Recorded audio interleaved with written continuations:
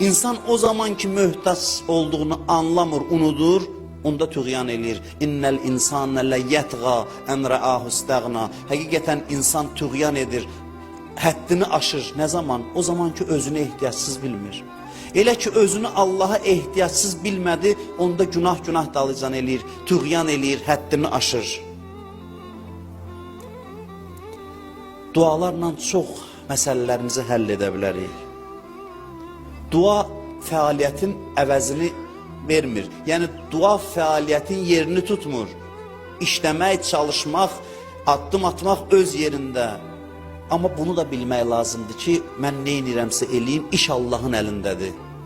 Bax, bu sadə həqiqətə biz inana bilmirik. İş Allahın əlindədir. Sənin çalışmağın bəhanədir, sənin getməyin bəhanədir. Onlar hamısı bəhanədir. Elə, çalış, oturma, amma öz çalışmağına yox, Allaha söykən. Ehtiyacı Allaha izhar elə. Allah da hər şeyi həll eləyən. Allah da çətinlikləri həll eləyən. Allah bilirsiniz niyə çox bəlalar verir bəzi adamlara?